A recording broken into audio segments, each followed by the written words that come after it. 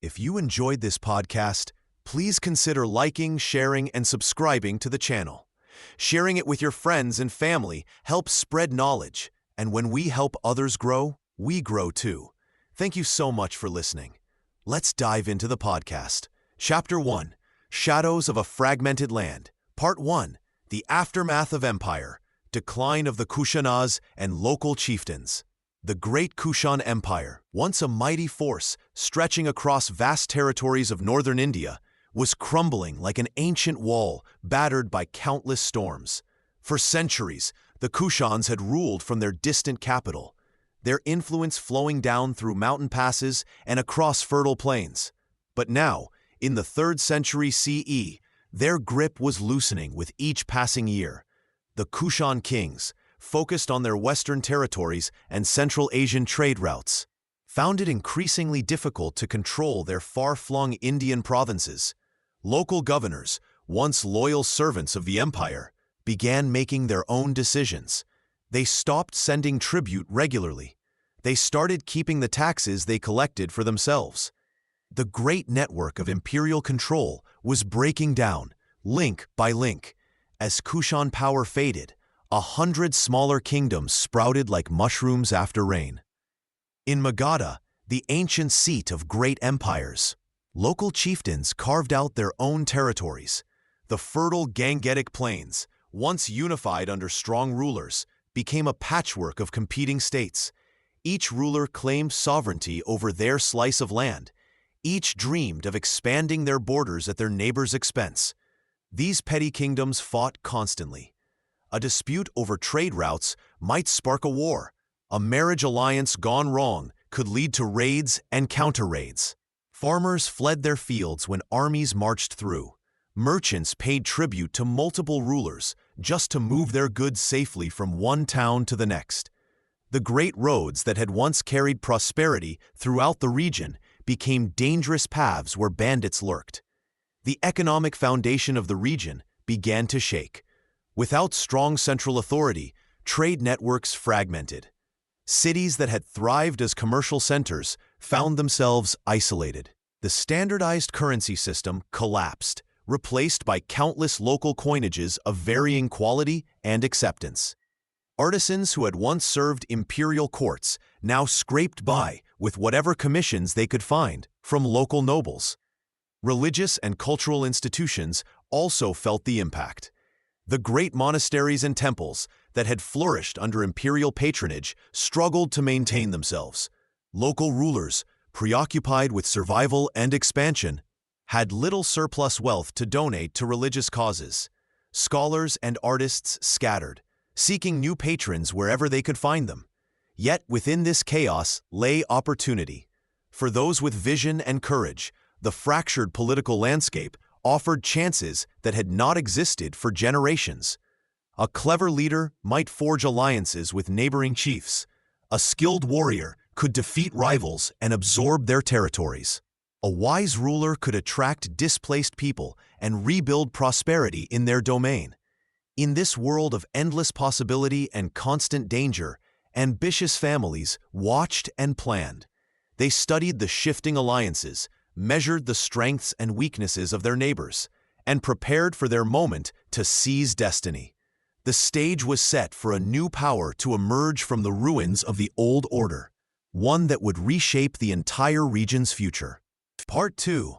The Rise of the Guptas, from Sri Gupta to Ghatotkacha.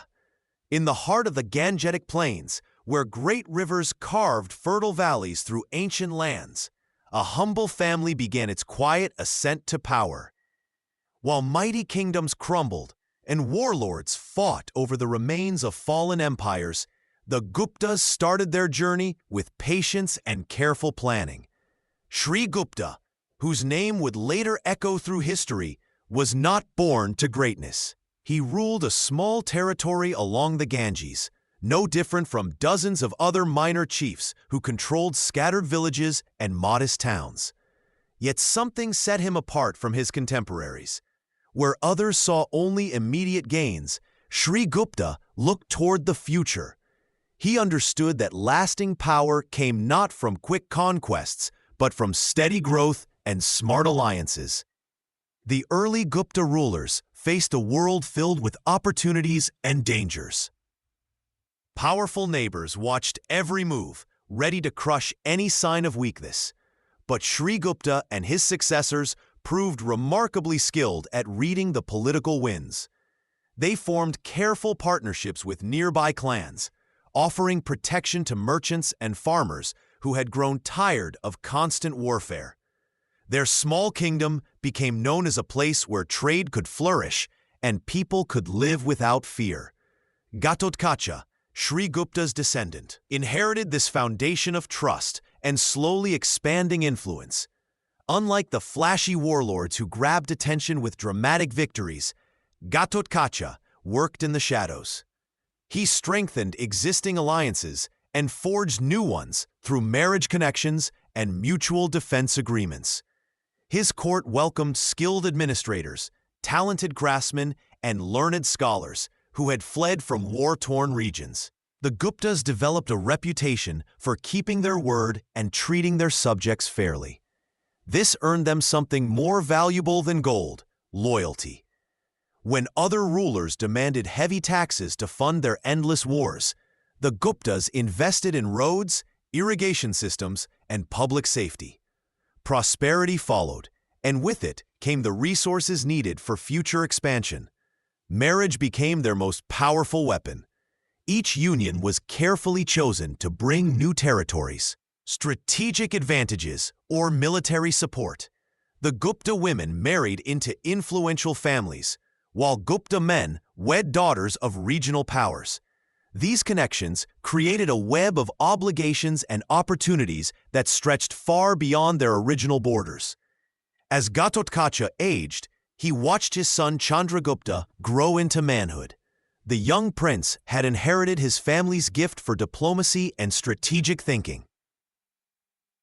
But he possessed something his ancestors had only dreamed of: the strength and resources to transform their modest kingdom into something truly magnificent. The patient work of generations had created the perfect foundation for empire. The stage was now set for a transformation that would reshape the entire region, as decades of careful preparation prepared to bloom into imperial ambition. Part 3. Chandragupta I, a prince in waiting. Young Chandragupta watched the world beyond his father's palace walls with keen eyes. The kingdom Ghatotkacha had built was prosperous, but it remained small compared to the vast territories that lay fragmented across northern India. While other princes might have been content with inherited comfort, Chandragupta felt the weight of possibility pressing on his shoulders. His education began early and extended far beyond traditional royal learning. Tutors versed in statecraft taught him the art of governance, while military commanders schooled him in warfare tactics. He studied the rise and fall of great empires, memorizing the mistakes that brought down the Kushans and the strategies that had once made them mighty. Religious scholars exposed him to different faiths and philosophies, preparing him to rule over diverse populations with varying beliefs. The prince spent countless hours in the royal council chambers, observing his father negotiate with neighboring rulers and merchant leaders. He learned to read the subtle language of diplomacy, understanding when words masked true intentions and when apparent friendship concealed potential threats. These sessions taught him that power required more than military strength. It demanded the ability to forge alliances, inspire loyalty, and anticipate the moves of rivals. Chandragupta's physical training matched his intellectual development. He mastered swordsmanship, archery, and horseback riding. More importantly, he learned to lead soldiers, understanding that troops followed commanders they respected rather than those who merely inherited titles. He participated in border skirmishes against raiders, gaining first-hand experience of combat and the harsh realities of warfare. The political landscape surrounding the young prince buzzed with opportunity. Fractured kingdoms dotted the Gangetic plains like scattered jewels, each ruled by chieftains who struggled to maintain control over their territories. Trade routes that had once flowed smoothly under unified imperial control now faced constant disruption from competing authorities. Merchants complained about multiple tax collectors, while common people suffered under the chaos of divided rule. As Chandragupta matured, he began to see patterns his predecessors had missed. The fragmentation that appeared to create insurmountable obstacles actually presented unprecedented chances for a bold leader. Each divided kingdom represented a potential ally or conquest. Every trade dispute offered an opportunity to position himself as a stabilizing force. His father's careful diplomacy had created the perfect launching point for grander ambitions. The Gupta kingdom possessed sufficient resources and strategic positioning to support larger ventures. More crucially, it had developed a reputation for reliable governance that attracted skilled administrators, experienced generals, and ambitious nobles from neighboring territories. Chandragupta understood that his generation faced a unique moment in history. The old imperial order had crumbled, but no new power had emerged to fill the vacuum. The prince who could unite these scattered realms under competent leadership would inherit more than individual kingdoms.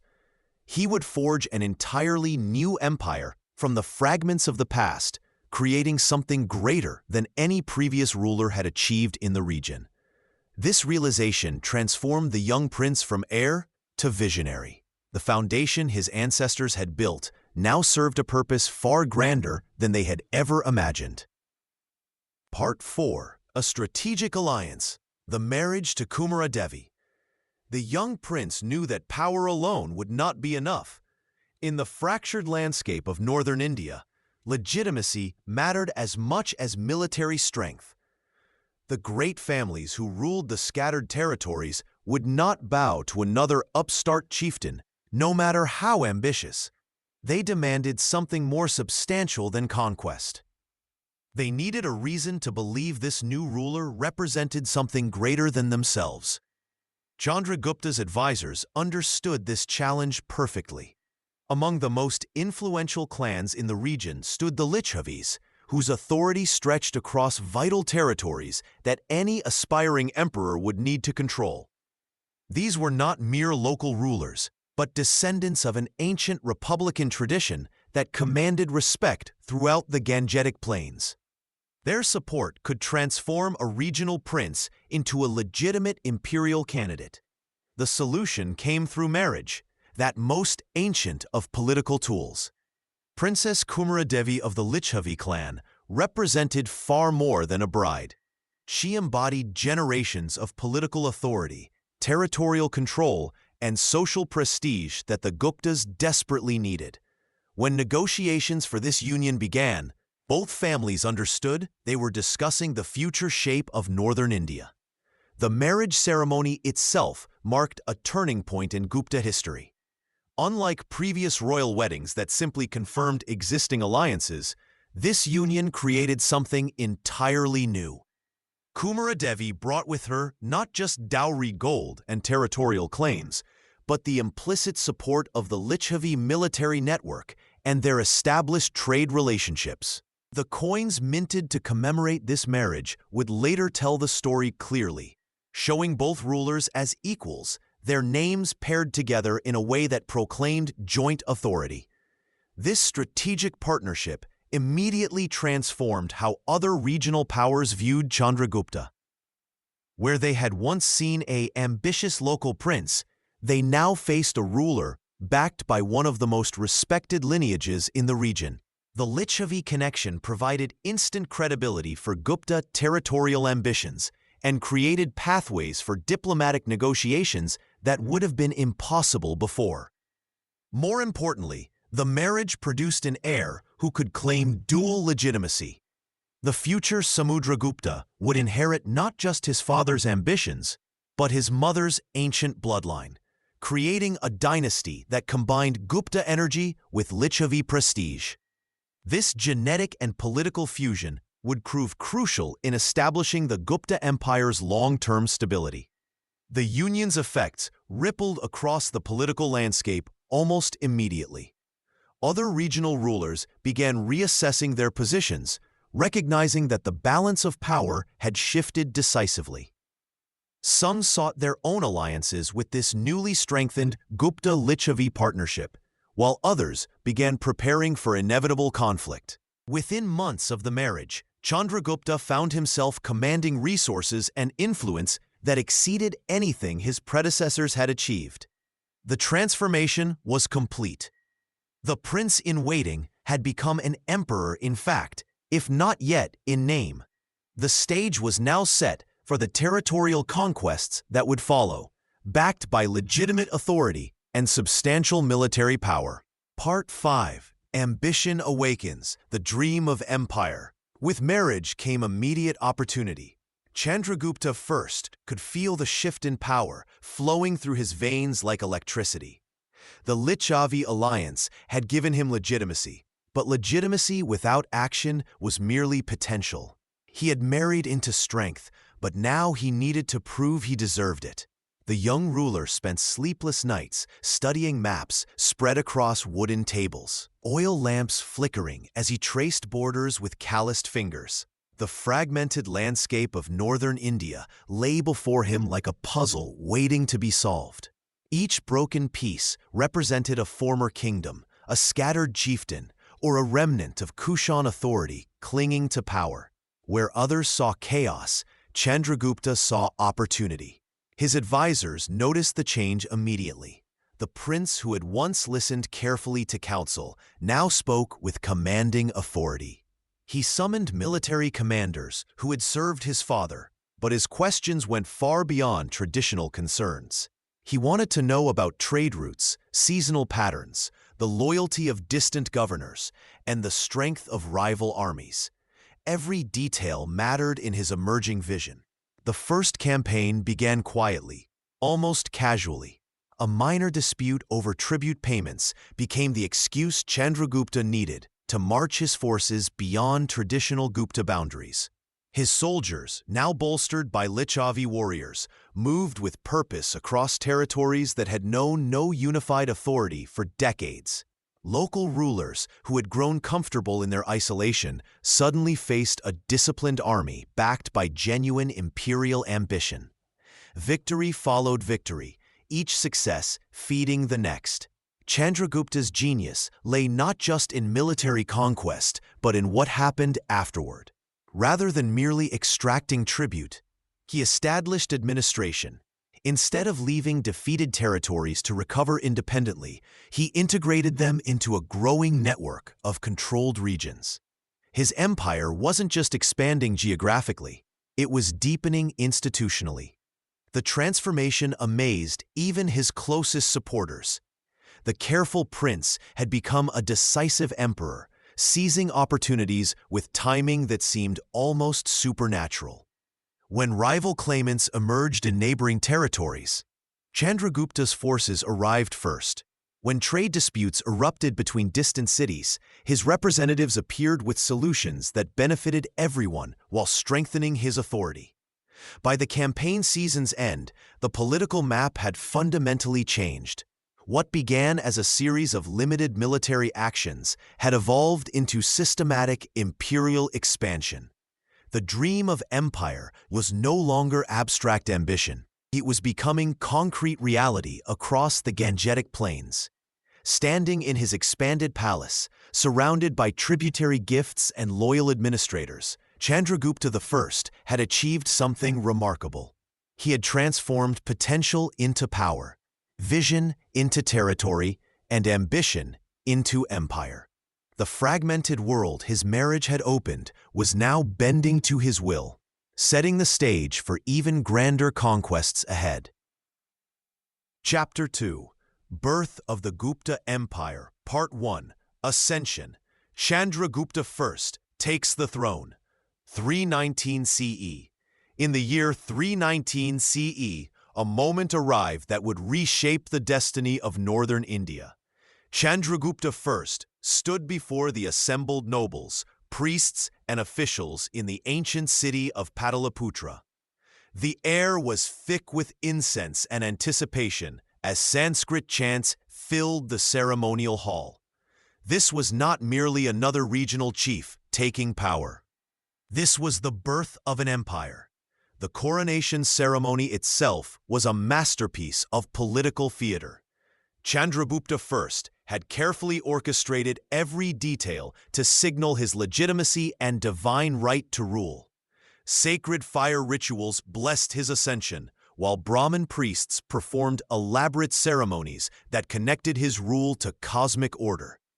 He accepted the royal umbrella, the symbol of kingship, as hundreds of witnesses watched this historic moment unfold. But claiming a throne was easier than keeping it. The new king faced immediate challenges that threatened to tear apart his fragile authority before it could take root. Rival clans who had their own claims to power watched from the shadows. Local governors questioned whether they should submit to this upstart ruler. The treasury was nearly empty, and neighboring kingdoms tested his resolve with border skirmishes. Chandragupta I understood that perception was reality in politics. He moved quickly to establish his credentials through a series of bold, symbolic acts. New coins bearing his image and titles began circulating throughout his territories. Royal inscriptions appeared on stone pillars and temple walls, declaring his achievements and divine blessing. Each proclamation reinforced the message that a new era had begun under Gupta rule. The reaction from neighboring powers was mixed but telling. Some smaller kingdoms immediately sent ambassadors with tribute, recognizing the wisdom of aligning with rising power. Others, particularly the established Kushana rulers to the northwest, viewed this development with alarm. They had grown comfortable with the fragmented political landscape and saw Chandragupta's imperial ambitions as a direct threat to their own interests. What made this moment truly significant was how Chandragupta I transformed a regional chieftainship into something much grander. His adoption of elaborate court rituals and imperial titles sent a clear message to friend and foe alike.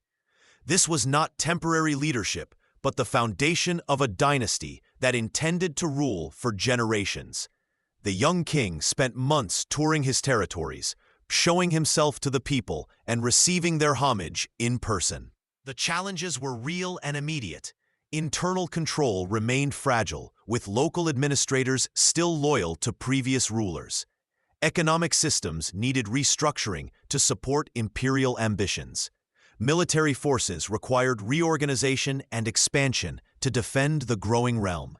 Yet Chandragupta I approached each obstacle with calculated determination. By the end of 319 CE, the transformation was undeniable. What had begun as a regional power grab had evolved into something far more substantial. The Gupta Empire was no longer just an idea, but a political reality that neighboring kingdoms could not ignore. The stage was now set for the next phase of imperial expansion, as Chandragupta I prepared to claim the ultimate prize that would legitimize his reign in the eyes of all India. Part 2. Maharaja, assuming the mantle of King of Kings. In the months following his consolidation of power, Chandragupta I faced a critical decision that would define his legacy forever. The regional titles he had inherited from his ancestors no longer matched his growing ambitions. Around him, smaller kingdoms watched nervously as his influence expanded beyond traditional boundaries. Something more was needed to cement his authority over the diverse territories he now controlled.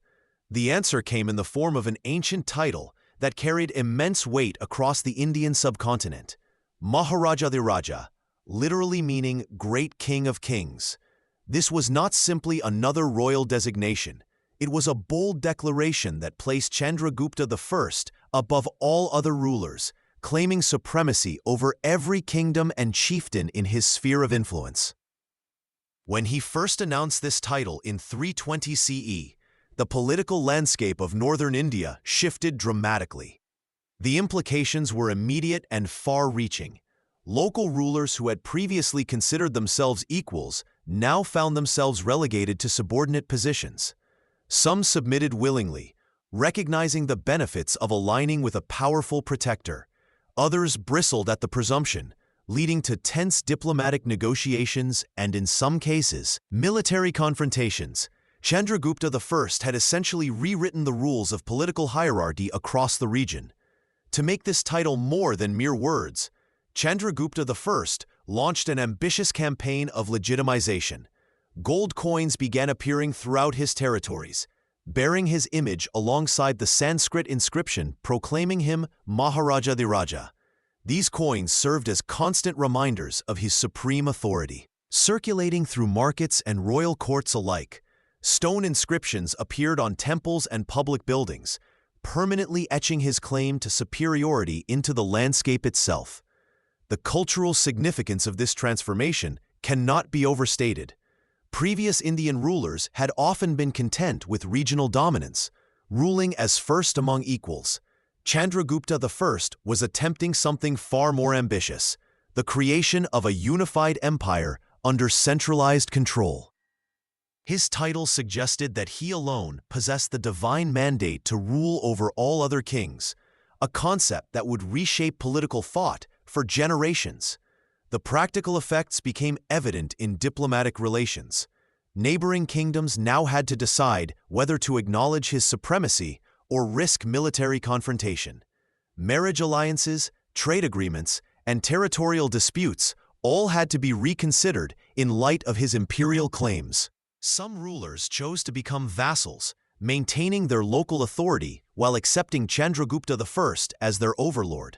Within his own territories, the title helped justify major administrative reforms. Local customs and laws were gradually standardized under imperial oversight. Tax collection became more systematic, with revenues flowing toward the central government. Military forces were reorganized to serve the empire rather than individual regions, creating a more cohesive defense structure. By 321 CE, the transformation was complete. Chandragupta I was no longer just another regional king, but an emperor whose authority extended across vast territories. His adoption of the Maharaja title had fundamentally altered the balance of power in northern India, setting the stage for even greater conquests ahead. Part 3. Conquering Magadha, the crucial first victory. With the title of Maharaja firmly established, Chandragupta I turned his attention to the prize that would make or break his imperial dreams. Magadha lay before him, ancient and powerful, its fertile plains stretching along the Ganges River like a green jewel waiting to be claimed.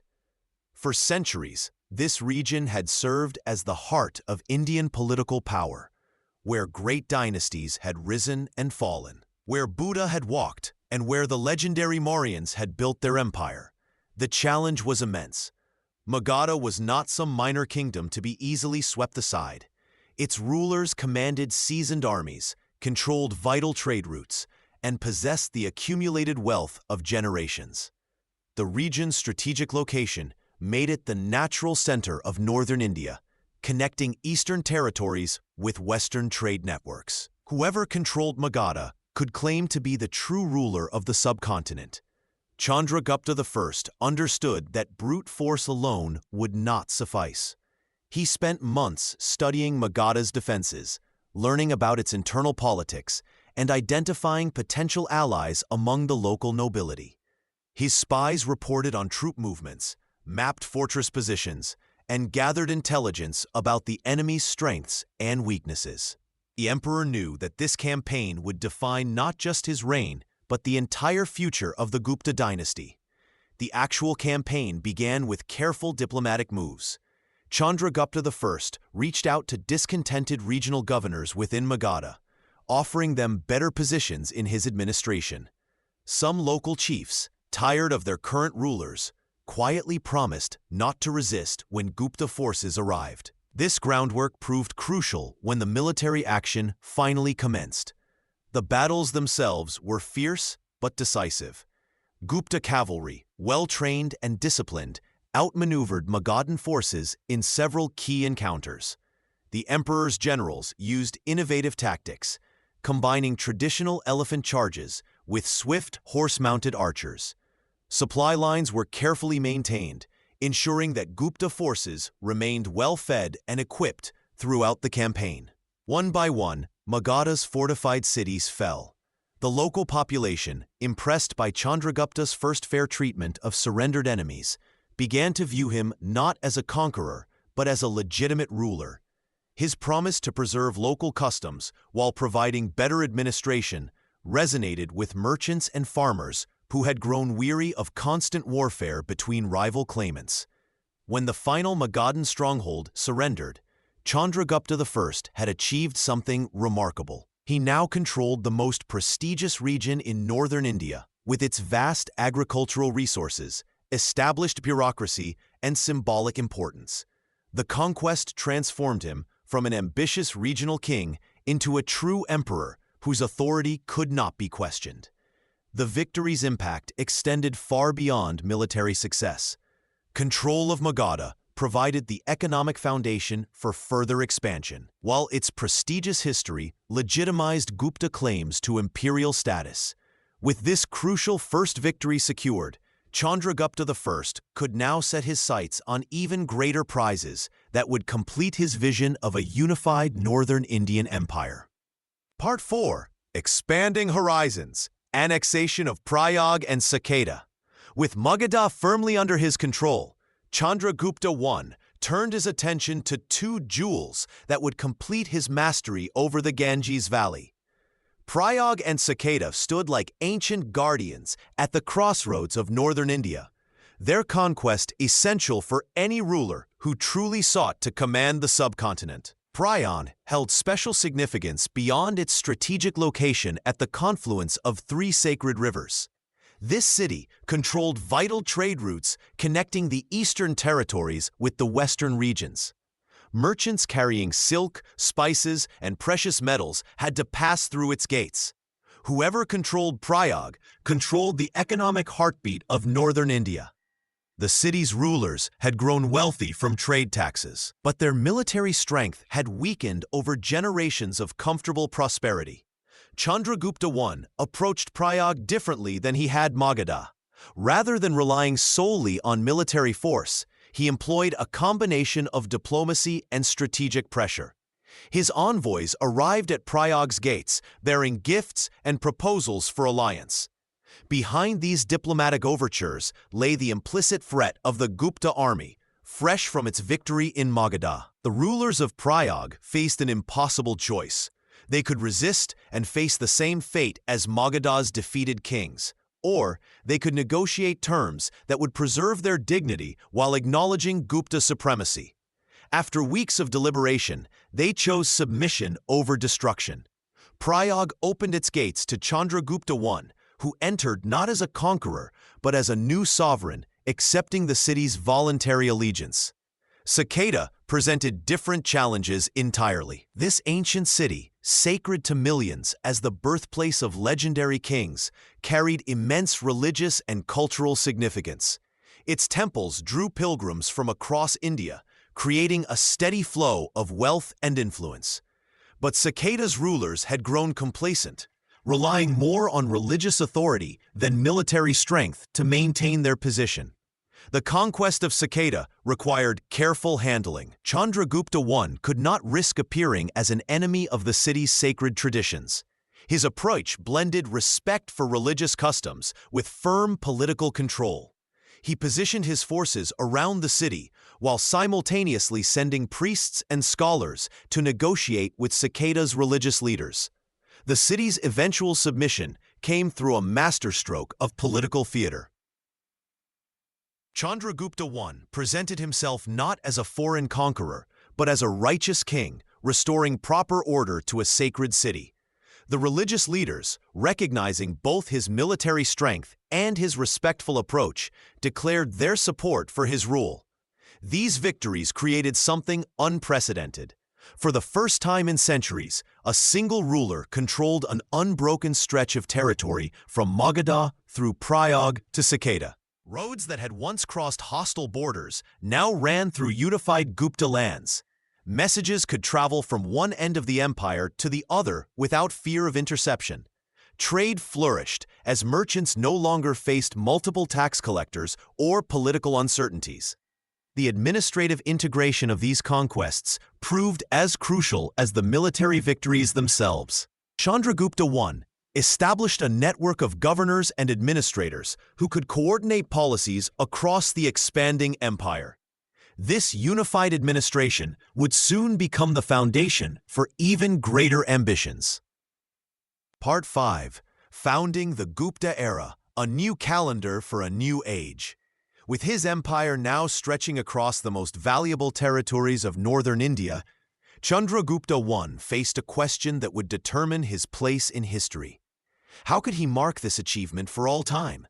The answer came in a decision that would outlast his military victories and political reforms.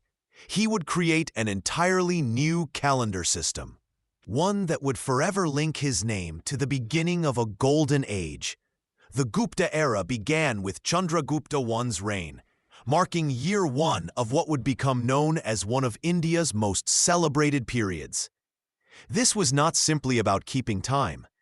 Ancient rulers understood that controlling how people measured years meant controlling how they remembered the past and imagined the future. By establishing his own calendar, Chandragupta I declared that history itself had taken a new direction under his rule. The practical reasons for this calendar were as important as the symbolic ones.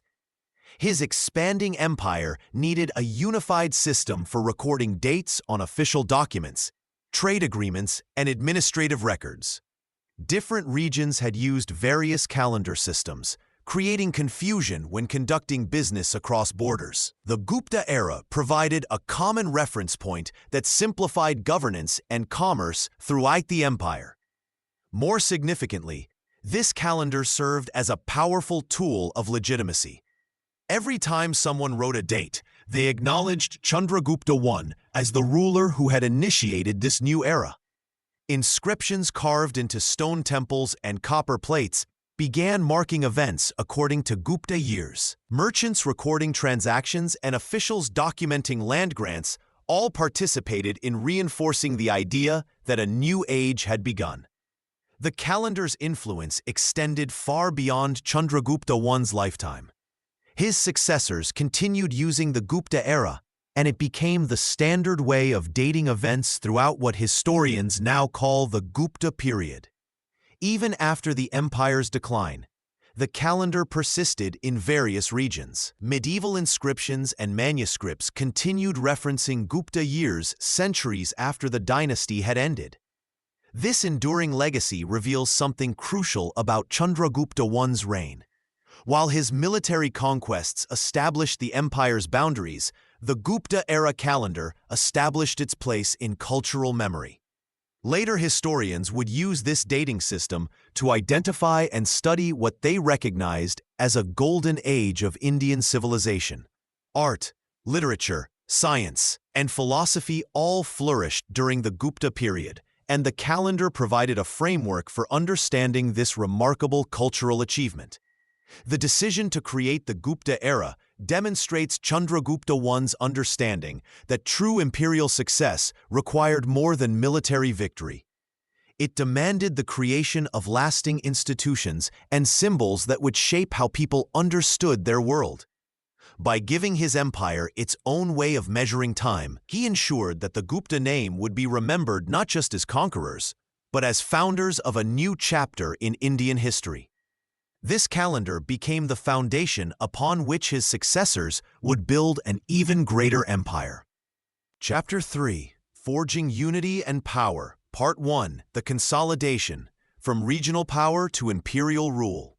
Victory in battle was only the beginning for Chandragupta I. Winning territories meant little if he could not hold them. The young ruler faced a daunting challenge that had destroyed countless conquerors before him. How could he transform scattered lands into a unified empire that would endure? Chandragupta understood that ruling diverse peoples required more than military might. Each region he conquered brought its own customs, languages, and local leaders who had governed for generations.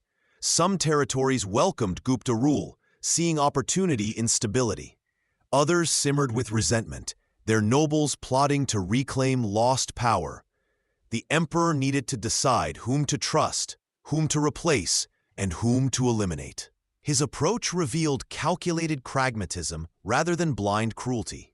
In regions where local rulers had governed effectively and commanded genuine loyalty, Chandragupta often allowed them to continue ruling as vassals.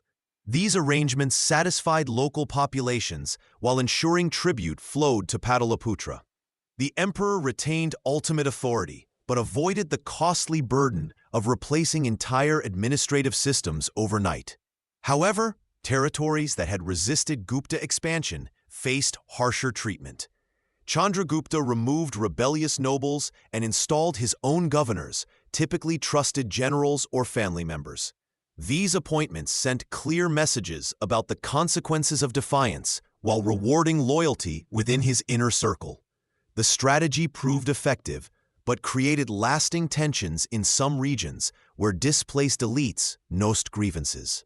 The emperor recognized that effective governance required standardized systems across his diverse realm. He established uniform tax collection methods, legal procedures, and administrative hierarchies that could function regardless of local traditions. This standardization allowed the empire to operate efficiently while generating the resources needed to maintain armies and fund construction projects. Communication posed another critical challenge. Messages between the capital and distant provinces could take weeks to travel, making real-time control impossible. Chandragupta developed a network of trusted officials who could make decisions locally while remaining accountable to central authority. This balance between autonomy and control became a hallmark of Gupta administration. The emperor also understood the importance of cultural sensitivity in maintaining stability. Rather than imposing uniform practices everywhere, he allowed local customs to continue alongside imperial requirements. This flexibility reduced resistance and helped integrate conquered populations into the growing empire. Religious practices, local festivals, and traditional crafts continued under Gupta protection, earning goodwill from diverse communities. Economic integration proved as important as political control. Chandragupta encouraged trade between regions, breaking down barriers that had previously isolated different areas. Merchants could now travel safely across vast distances under imperial protection, creating prosperity that benefited both local communities and the imperial treasury through taxation. These consolidation efforts transformed Chandragupta from a regional strongman into a true emperor. His success lay not in conquering territory, but in creating systems that could govern it effectively. The foundations he established would determine whether the Gupta Empire would flourish or fragment. As stability took hold across his domains, Chandragupta could turn his attention to expanding his influence through diplomacy and strategic alliances. Part 2. The Web of Alliances, Politics and Marriage with the Lichavis. The imperial throne required more than military might to maintain its power. Chandragupta understood that lasting rule depended on creating a web of relationships that bound potential enemies to his cause. Marriage had already proven its worth through his alliance with the Lichavis. But one connection would not suffice for an empire spanning such vast territories. A Lichavi marriage had transformed everything. Queen Kumaradevi brought not just her royal blood, but an entire network of powerful families who suddenly viewed the Guptas as equals rather than upstarts. Her relatives commanded respect across the Gangetic Plains, controlling trade routes and commanding armies that could either threaten or protect Gupta interests. Chandragupta recognized this golden opportunity and moved swiftly to expand these connections. He began arranging marriages between his children and relatives with other influential clans throughout northern India. Each wedding ceremony became a diplomatic summit where treaties took shape alongside wedding vows. The Gupta family tree grew into a political map, with branches reaching into every major kingdom and principality that mattered. These unions created obligations that went both ways, binding allies to provide military support during conflicts, while guaranteeing Gupta protection against their enemies. The strategy extended beyond marriages into formal alliances and mutual defense pacts. Local chieftains who might have considered rebellion found themselves tied to the imperial family through complex relationships. Their daughters married Gupta princes, Their sons served in the imperial court, and their grandsons grew up considering themselves part of the greater Gupta story. Breaking away would mean severing family bonds, not just political ones. Trade agreements sweetened these political arrangements. Chandragupta offered preferential access to lucrative markets in exchange for loyalty. Merchant families who controlled river crossings and mountain passes discovered that cooperation brought wealth, while resistance brought economic isolation. The emperor's agents negotiated these deals personally, showing respect for local traditions while making imperial expectations clear. Peace settlements with former enemies followed similar patterns. Rather than simply demanding submission, Chandragupta offered partnership. Defeated rulers could maintain their dignity and local authority in exchange for acknowledging Gupta supremacy and providing tribute. Their children joined the imperial court as both hostages and honored guests, receiving education that prepared them to govern their inherited territories as loyal vassals. These diplomatic networks created stability that pure military force could never achieve. Potential rebellions withered when would-be rebels discovered their own relatives serving the empire. Border disputes resolved themselves through family mediation rather than warfare. Information flowed freely through kinship channels, allowing the imperial government to anticipate problems before they became crises. The Lichavi connection remained the foundation of this system, but it now supported a structure that reached across the subcontinent. Every marriage, every treaty, every carefully negotiated agreement added another strand to the web that held the empire together. This diplomatic foundation would prove essential as Chandragupta prepared to establish his permanent seat of power in the ancient city of Pataliputra. Part 3. Strengthening the core. Establishing Pataliputra as capital. The choice of where to rule from would define everything that followed. With his network of alliances now stretching across northern India, Chandragupta faced a crucial decision about establishing his permanent base of power. The ancient city of Pataliputra beckoned like a crown jewel waiting to be claimed. Pataliputra was no ordinary city. For centuries, it had served as the capital of great empires, from the Mauryans to the Kushans. The city commanded the confluence of the Ganges and Son rivers, creating natural highways that connected the eastern territories with the western trade routes. Ships could sail directly from Pataliputra to the Bay of Bengal, while land caravans could reach the Deccan Plateau or the northwestern frontier with equal ease. This geographic advantage made the city a natural center for both commerce and administration. The existing infrastructure impressed even seasoned rulers. Massive walls surrounded the city, protecting workshops where craftsmen created goods that reached markets from Central Asia to Southeast Asia. Government buildings stood ready to house an imperial bureaucracy, while residential quarters could accommodate thousands of officials, soldiers, and merchants. The royal palace complex offered space befitting an emperor who now commanded territories far beyond anything his ancestors had imagined. Chandragupta understood that choosing Pataliputra meant more than selecting a convenient location. The city carried the weight of imperial tradition. Previous dynasties had ruled from here when they controlled much of the subcontinent, and the people associated the city with legitimate imperial power. By establishing his court in Pataliputra, Chandragupta connected himself to this legacy while signaling his own imperial ambitions. The emperor launched an ambitious construction program that transformed the city into a fitting capital for the Gupta Empire. New roads connected the palace to administrative districts, while expanded harbors accommodated increased river traffic. Markets grew larger to handle goods flowing in from distant provinces, and residential areas expanded to house the growing population drawn by imperial patronage. Cultural life flourished under imperial sponsorship. Scholars arrived from across the subcontinent, attracted by royal patronage and the city's reputation as a center of learning. Artists found commissions decorating temples and public buildings, while musicians and poets competed for places in the royal court. The city became a magnet for talent from every corner of the empire. Administrative efficiency improved dramatically once the capital was established. Orders could flow quickly from the central government to provincial administrators through established communication networks. Tax collection became more systematic, while disputes between distant regions could be resolved by imperial officials who understood the broader political picture. The concentrated bureaucracy in Pataliputra could coordinate activities across thousands of miles with unprecedented effectiveness.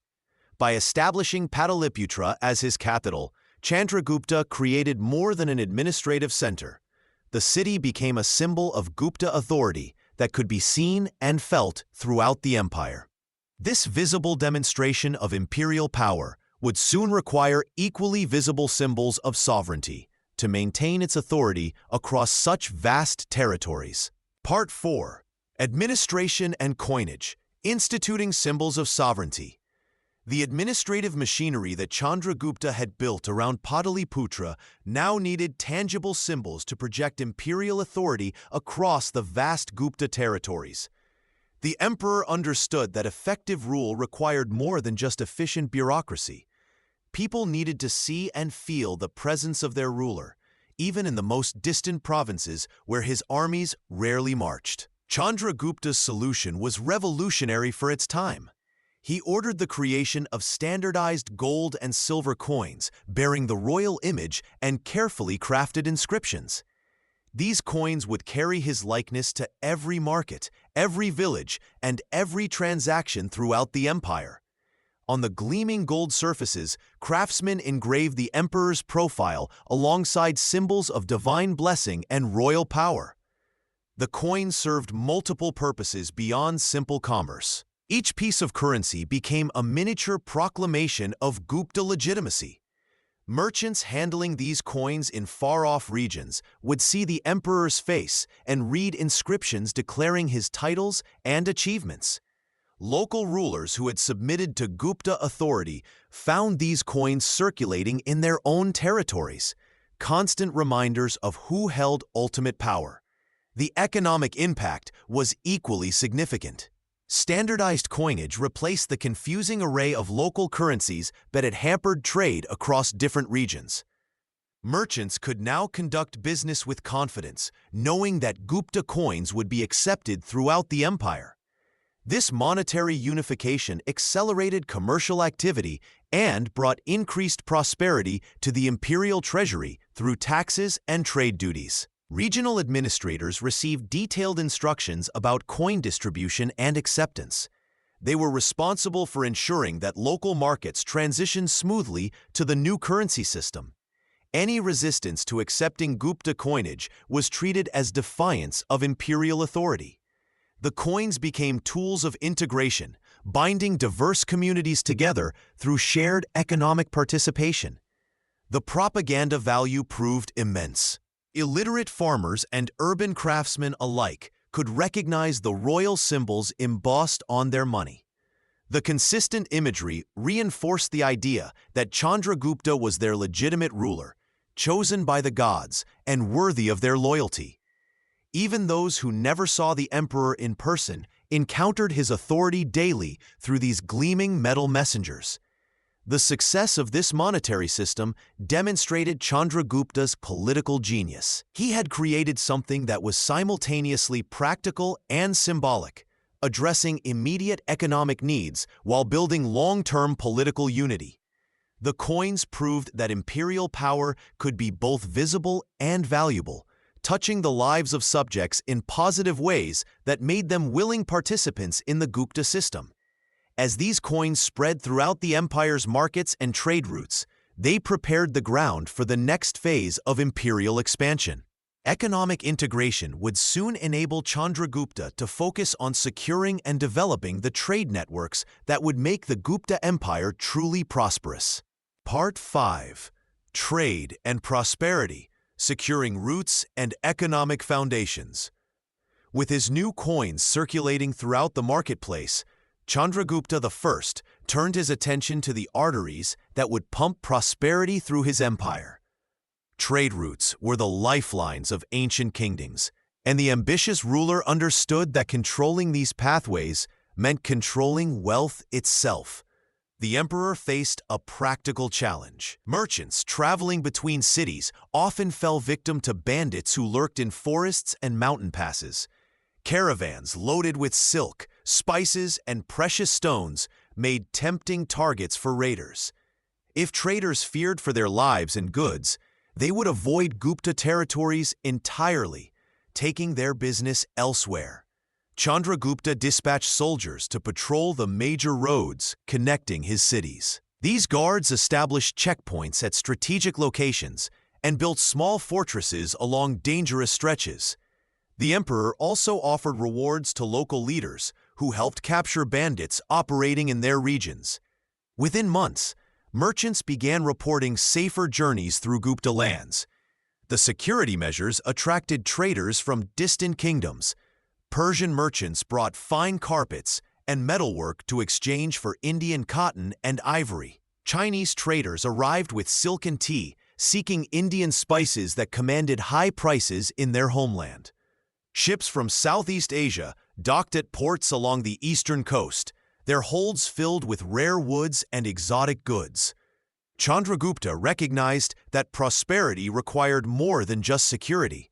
He ordered the repair and expansion of roads, ensuring that heavy carts could travel efficiently between major cities. Engineers built new bridges across rivers and improved existing harbors to accommodate larger vessels. These infrastructure projects employed thousands of workers, spreading wealth throughout the empire. The emperor also standardized weights and measures across his territories. Previously, each region had used different systems, creating confusion and disputes during transactions. Now, a merchant could travel from one end of the empire to the other, knowing exactly what measurements meant in every marketplace. Tax policies reflected Chandragupta's understanding of economic balance. Rather than imposing crushing levies that would discourage trade, he established reasonable rates that generated revenue while allowing merchants to profit. He created special incentives for traders who established permanent operations within Gupta territories, offering them reduced taxes and legal protections. These economic policies created a cycle of prosperity that strengthened the empire's foundations. Wealthy merchants became stakeholders in Gupta stability, supporting the emperor's rule because it benefited their businesses. Increased trade revenues filled the royal treasury, funding military expansion and public works projects that further enhanced the empire's appeal to traders and citizens alike. The transformation was remarkable. Cities that had once struggled with limited commerce became bustling centers of economic activity. Artisans found steady markets for their crafts, farmers could sell surplus crops to traveling merchants, and ordinary citizens enjoyed access to goods from across the known world. This economic strength would prove essential as Chandragupta prepared for the next phase of his imperial vision, expanding beyond the borders he had already secured. Chapter 4: The Spark of the Golden Age, Part 1: Seeds of Culture, Revival of Sanskrit and Brahmanical Traditions.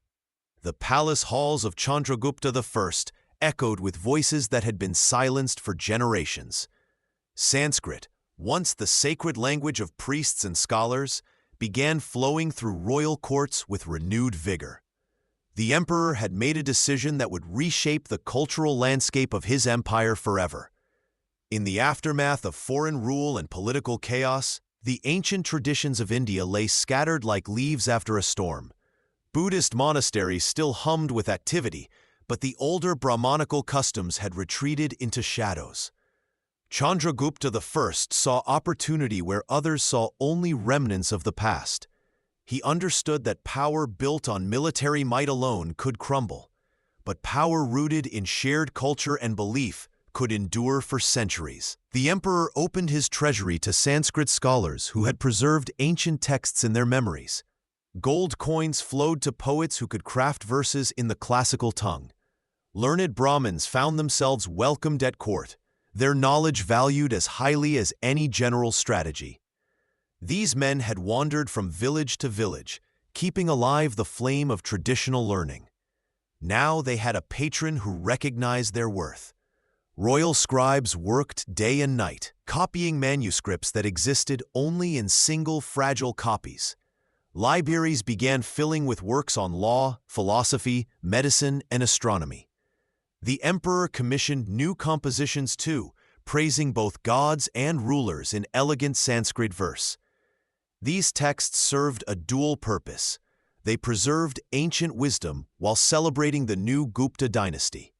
Temples received generous donations for the first time in decades. Stone carvers and bronze workers found steady employment creating images of Hindu deities. The sound of Vedic chants returned to ceremonial grounds. Priests performed elaborate rituals that linked the emperor to divine authority, suggesting that the gods themselves blessed Gupta rule. This cultural revival reached beyond the capital. Local rulers who submitted to Chandragupta I discovered that supporting Sanskrit learning and Brahmanical practices earned them imperial favor. Village schools teaching traditional subjects received grants. Regional temples found their coffers filling with royal donations. The message was clear: embrace these cultural traditions and prosperity would follow. The emperor's strategy proved brilliant. Different ethnic groups and regions that had little in common found themselves united by shared religious ceremonies and a common scholarly language. A merchant from the northern mountains could conduct business with a trader from the eastern plains, using the same cultural references and religious concepts. Critics whispered that Chandragupta I was simply buying loyalty with his cultural patronage. They argued that favoring one religious tradition over others would create resentment. Yet the emperor's careful balance seemed to work. He supported Sanskrit and Brahmanical traditions without actively persecuting other faiths. The seeds planted in Chandragupta I's reign would eventually bloom into the magnificent cultural achievements of later Gupta rulers. But even in these early years, the transformation was visible. A civilization that had seemed fragmented began rediscovering its voice, speaking in the ancient rhythms of Sanskrit poetry and expressing itself through the renewed grandeur of traditional religious practice. Part 2. Religious Tolerance. Jain, Buddhist, and Hindu Harmony. While critics worried about religious divisions, Chandragupta I proved them wrong through his remarkable approach to faith.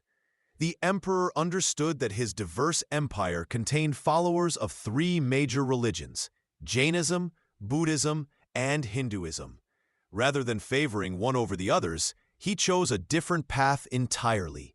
The emperor's court welcomed religious leaders from all three traditions. Jain monks sat alongside Buddhist scholars and Hindu priests during royal ceremonies. This wasn't mere political theater. Chandragupta I genuinely respected each faith's contributions to his empire's spiritual life. He listened to their teachings and supported their institutions with equal care. Temple construction under his reign tells this story beautifully. Archaeological evidence shows that Jain temples, Buddhist monasteries, and Hindu shrines all received royal funding during this period. The emperor didn't build grand monuments exclusively for one faith while neglecting others. Instead, he ensured that each community had proper places for worship and learning. Buddhist monasteries flourished under his patronage. Monks continued their scholarly work, copying ancient texts and training new generations of students. The emperor protected their libraries and supported their educational missions. At the same time, Jain communities experienced similar support. Their temples received donations, and their spiritual leaders gained respect in courtly circles. Hindu traditions also thrived magnificently. The revival of Sanskrit culture mentioned earlier went hand in hand with Hindu temple construction and priest training. But crucially, this Hindu renaissance didn't come at the expense of other faiths. The emperor's genius lay in showing that supporting one tradition didn't require suppressing others. Religious festivals became celebrations of unity rather than division. The emperor attended Jain ceremonies, Buddhist teachings, and Hindu rituals with equal enthusiasm. His presence at these events sent a clear message throughout the empire: All faithful subjects deserved respect, regardless of their specific beliefs. This policy created remarkable stability. Religious communities that might have competed for royal favor instead focused on their spiritual missions. Scholars from different traditions began exchanging ideas, creating rich intellectual dialogues. A Jain philosopher might debate ethics with a Buddhist monk, while a Hindu priest contributed insights about meditation practices. The emperor's religious tolerance extended to his administrative policies as well. He appointed capable officials based on merit rather than religious affiliation. Buddhist administrators worked alongside Hindu colleagues and Jain advisors. This practical approach strengthened his government while demonstrating his commitment to fairness. Local communities responded positively to this inclusive approach. Religious tensions that had plagued previous eras began dissolving. People felt secure practicing their faith while also participating in the empire's broader cultural life. This harmony became a foundation for the economic prosperity that would define the Gupta period.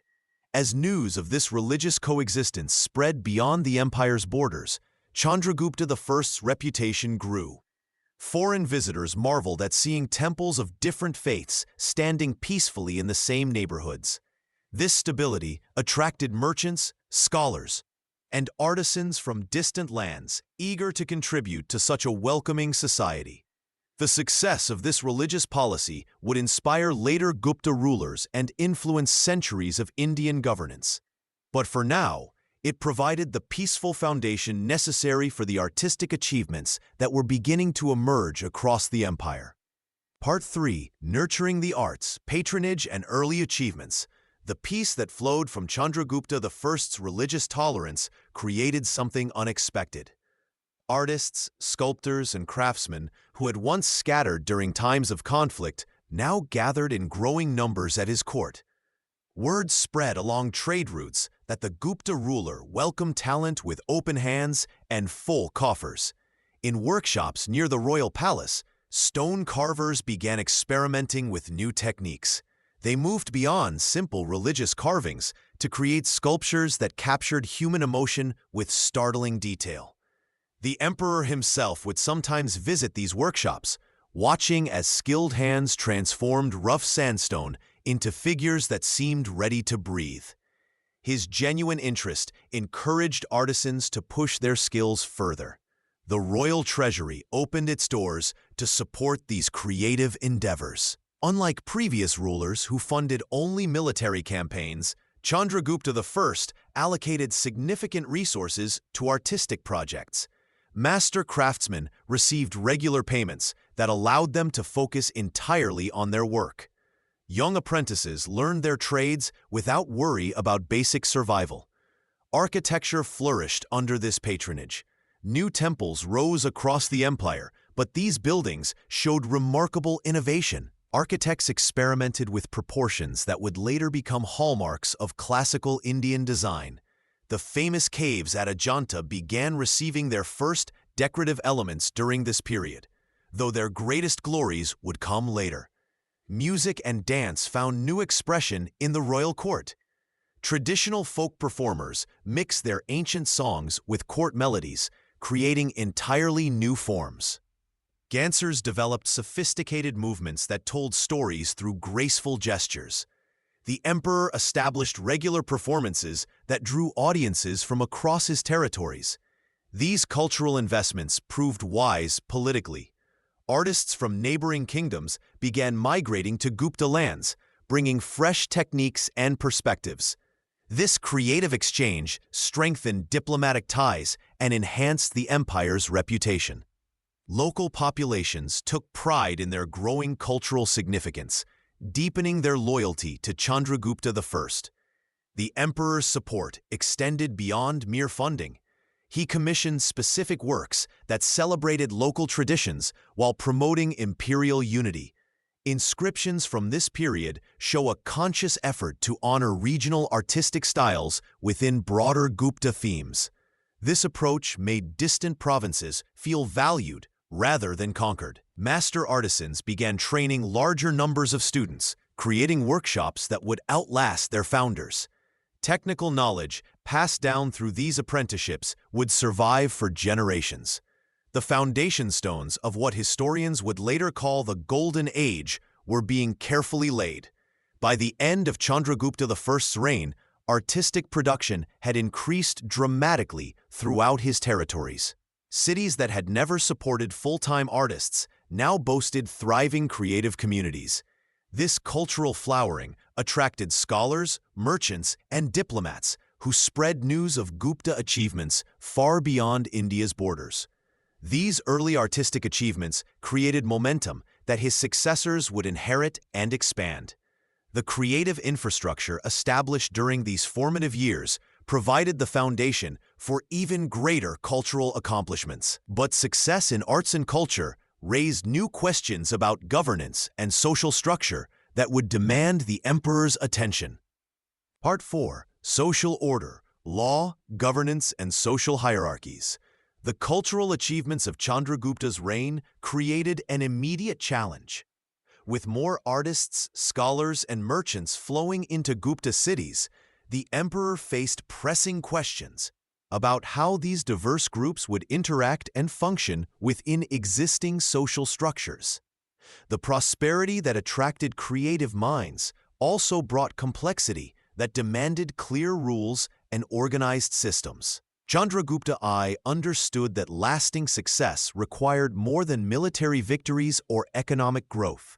He needed a framework that could hold together farmers, merchants, priests, and artisans in ways that promoted cooperation rather than conflict.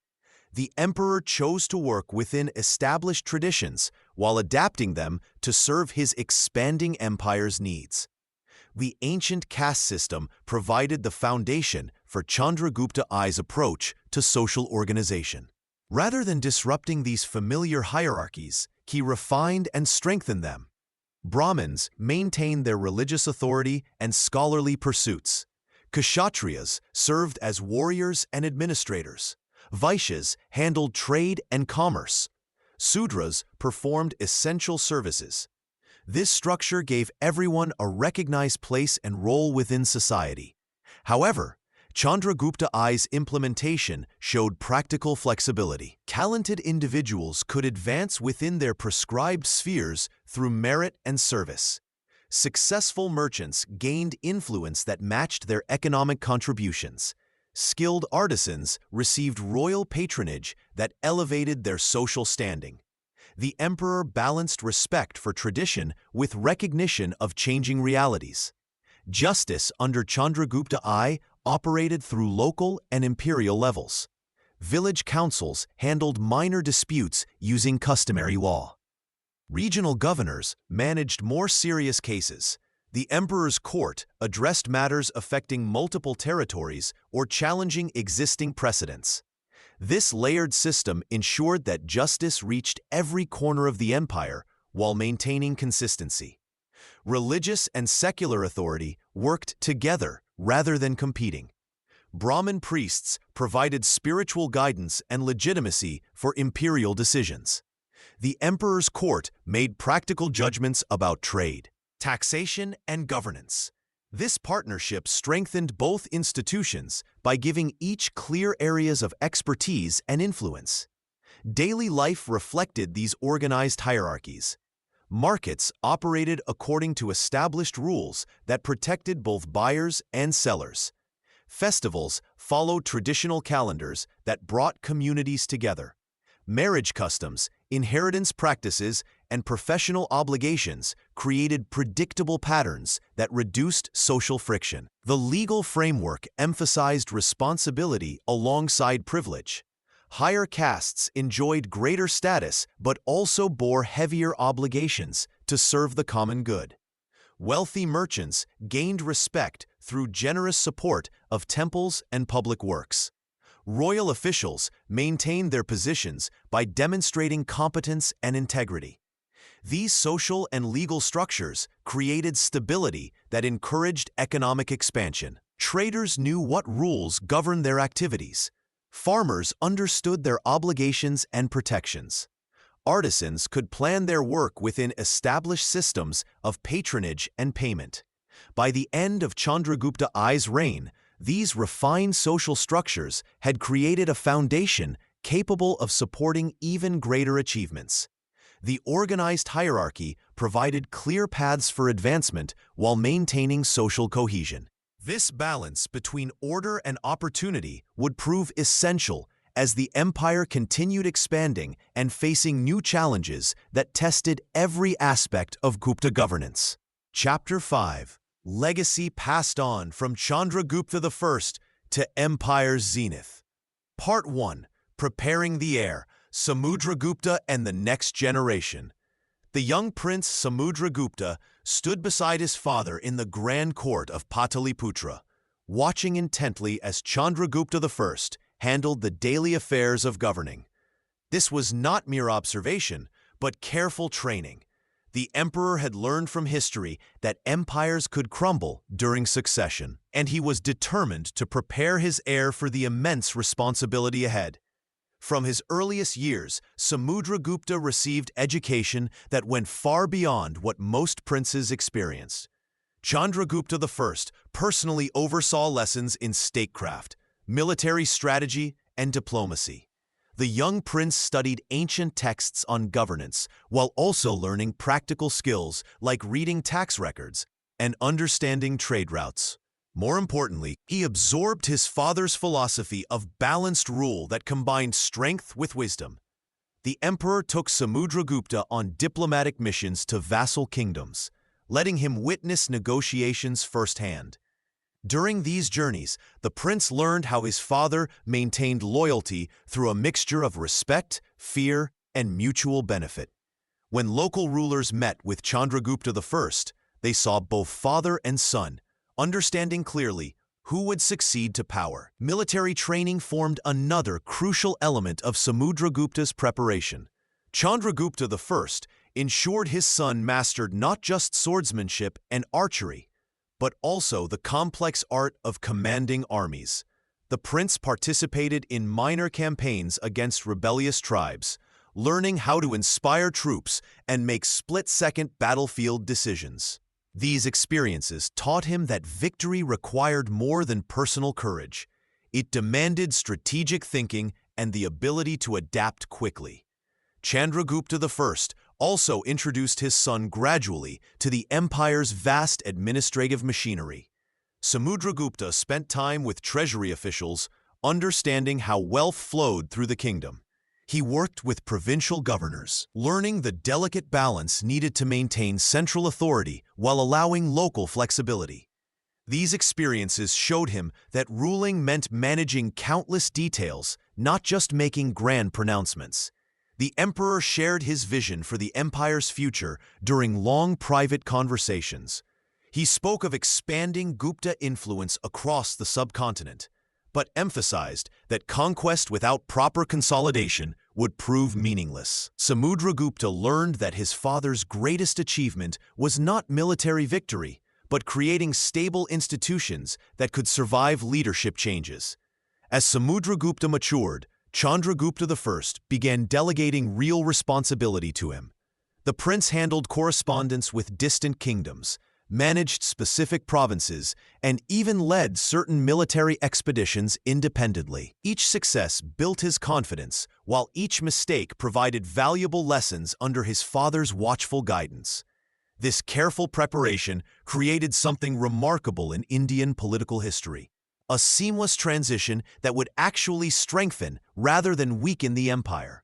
When the time came for Samudragupta to assume full power, he possessed not just his father's throne, but his accumulated wisdom, proven methods, and clear vision for the future. The foundation Chandragupta I had built would soon support conquests that would make the Gupta name legendary across the ancient world.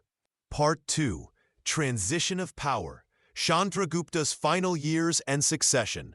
As Chandragupta entered his final years around 335 CE, the great emperor faced perhaps his most crucial challenge yet: ensuring his empire would survive and thrive beyond his death. History had shown that even the mightiest kingdoms could crumble when power passed from one generation to the next. Brothers fought brothers, Nobles grabbed for influence, and enemies waited to exploit any weakness. But Chandragupta had spent years preparing for this moment. The aging ruler began the delicate process of transferring real authority to Samudragupta while still maintaining overall control. This wasn't simply a matter of announcing his son as heir. Instead, Chandragupta gradually shifted key responsibilities, allowing Samudragupta to handle major diplomatic missions and military campaigns independently. Court officials and regional governors needed to see that the transition had the father's full blessing, and that challenging it would mean challenging Chandragupta himself. The ceremonial aspects proved equally important. Ancient Indian tradition required elaborate rituals to legitimize royal succession.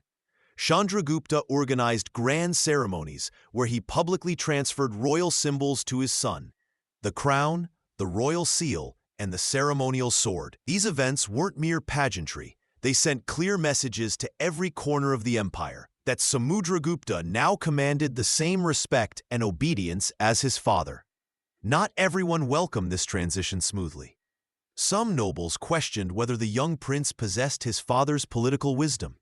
Distant vassals wondered if they could renegotiate their tribute payments with a new ruler. Enemy kingdoms along the borders tested Gupta defenses, hoping to find weakness during the changeover period. Each challenge required careful handling to prevent small problems from becoming major rebellions. Chandragupta addressed these concerns through a masterful combination of diplomacy and demonstration of strength. He made sure Samudragupta's early independent actions showed decisive leadership. When border disputes arose, the new crown prince handled them with both firmness and intelligence. When nobles raised questions about policy directions, father and son presented a united front that discouraged further challenges. The old emperor's health began declining around 340 CE, but his political instincts remained sharp.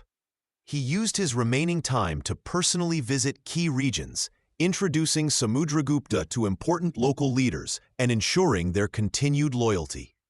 These final royal progresses served as both farewell tours and political insurance policies. When Chandragupta I finally died, the succession proceeded with remarkable smoothness. No major revolts erupted, no pretenders challenged Samudragupta's claim. No foreign invasions materialized to exploit imperial weakness. Instead, the empire continued its upward trajectory without missing a beat. This seamless transition represented perhaps Chandragupta's greatest achievement. He had not merely built an empire, he had created a system capable of sustaining itself beyond his personal leadership.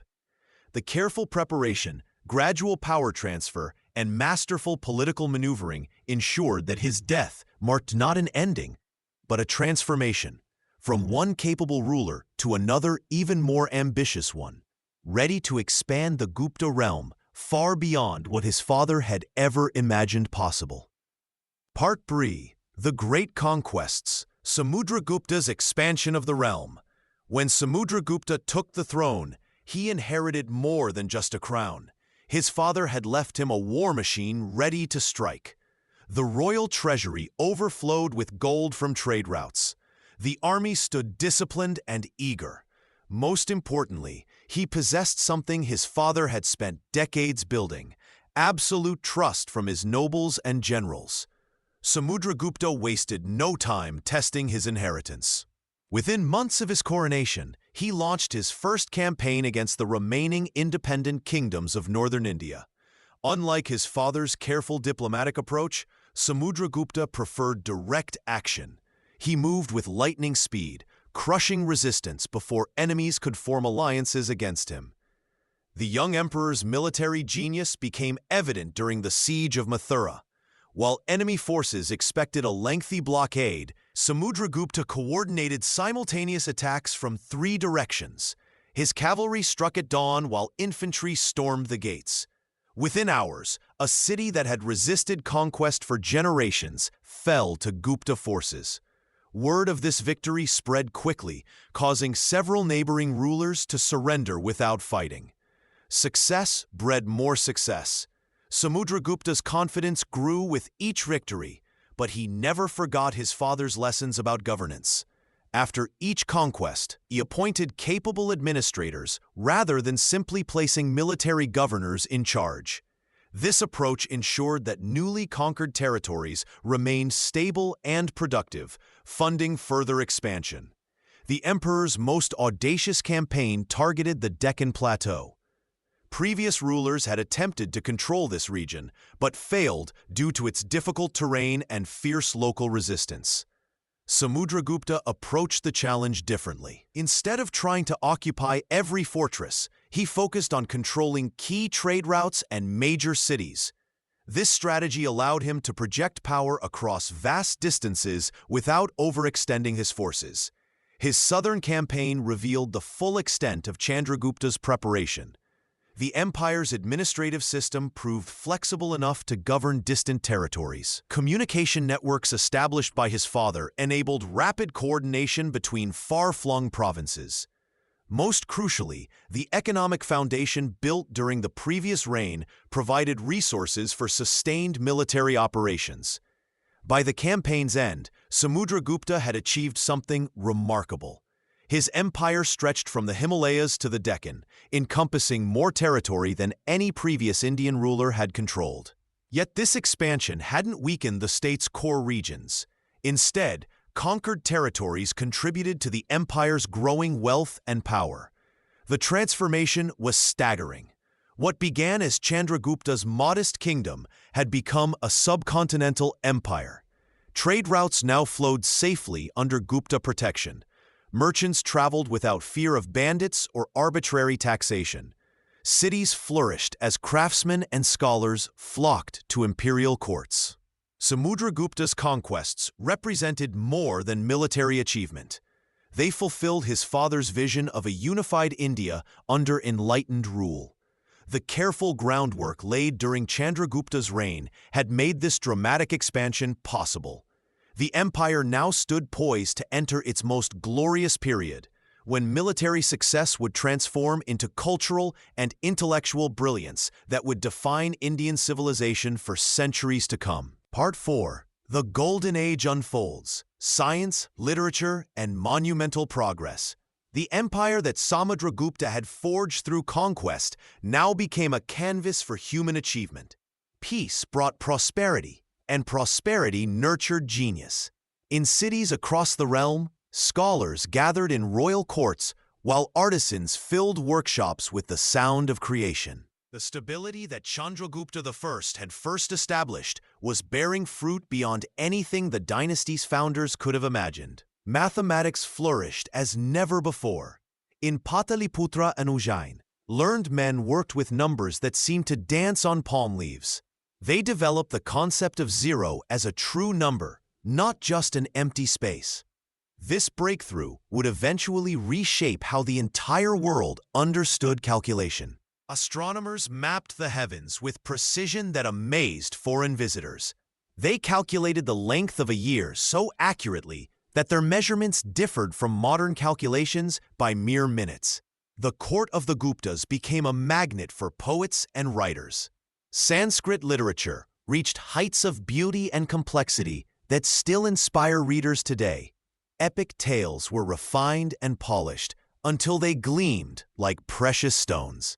Love stories and adventure narratives flowed from the pens of court poets, while philosophers debated the nature of existence and duty. The very language seemed to grow richer and more expressive under imperial patronage. Artists transformed stone and bronze into forms of breathtaking beauty. Temple walls came alive with carvings that captured both divine majesty and human emotion. The famous caves at Ajanta echoed with the sounds of craftsmen creating masterpieces that would endure for millennia. Painters developed techniques for showing depth and movement that influenced artistic traditions across Asia. Medicine advanced as royal physicians compiled vast texts on healing. They performed surgeries, set bones, and understood the human body with remarkable sophistication. Their knowledge of herbs and treatments saved countless lives and eased suffering throughout the empire. Architecture soared to new heights as temples and palaces rose in every major city. These weren't just buildings, but statements of imperial confidence and cultural achievement. The distinctive Gupta style combined elegance with strength, creating structures that proclaimed the empire's glory to all who saw them. Foreign scholars traveled thousands of miles to study in Gupta universities. Chinese pilgrims wrote home about the wealth of knowledge they found. The empire became known not just for its military might, but for its intellectual brilliance. Trade carried Gupta ideas along with Gupta goods to distant lands. The Golden Age had arrived not through accident, but through the careful foundation laid by Chandragupta I and expanded by his successors. Political stability had created the conditions where human creativity could flourish. What had begun as a modest kingdom's dream of unity had become a civilization whose achievements would inspire the world for centuries to come. Part 5. Setting the stage for immortality. How Chandragupta's choices led to the Golden Age. The Golden Age that emerged from the Gupta Empire did not spring from nothing. It grew from seeds carefully planted by Chandragupta I decades earlier, when he made choices that would echo through generations. Every decision he faced as a young ruler had consequences that rippled forward in time, creating the conditions for an age of wonder. When Chandragupta chose to marry Kumaradevi, he gained more than a bride. He secured legitimacy and access to resources that would fuel his empire's growth. This single alliance provided the foundation stones upon which his successors would build monuments that still inspire awe today. The Lichavi connection brought not just political power, but cultural sophistication that would later bloom into the arts and literature of the Golden Age. His administrative innovations created the machinery of empire that his descendants would use to govern vast territories. The tax systems he established generated the wealth that funded universities and supported scholars. The roads he built carried not just armies and trade goods, but ideas and knowledge that sparked intellectual revolutions. Without these practical foundations, the later achievements in mathematics, astronomy, and literature would have been impossible. Chandragupta's military strategies and diplomatic wisdom established peace across his realm. This stability became the fertile ground where creativity could flourish. Artists could focus on perfection rather than survival. Scholars could pursue knowledge instead of fleeing war. The Gupta Golden Age emerged because Chandragupta had eliminated the chaos that stifles human potential. Perhaps most importantly, he created a vision of what an empire could become. He showed that power could be used not just to conquer, but to build and create. His successors inherited not just territory, but an ideal of enlightened rule. When Samudragupta expanded the empire's borders, he was following a blueprint for greatness that his father had drawn. The cultural renaissance that made the Gupta period legendary was possible because Chandragupta had understood something crucial about power. True strength comes not from fear, but from prosperity and progress. He built an empire where knowledge was valued alongside gold, where artists were treasured like generals, where the pursuit of truth was as important as the conquest of territory. Standing at the end of this story, we see how individual choices shape the course of history. Chandragupta I could have been just another forgotten ruler, content with modest power and temporary gains. Instead, he chose to plant trees whose shade would shelter future generations. His reign was not simply a prelude to greatness, but its essential foundation. The Golden Age that followed was his true monument, more lasting than any palace or temple. Through vision and careful action, one man had set in motion forces that would create wonders and inspire humanity for centuries to come.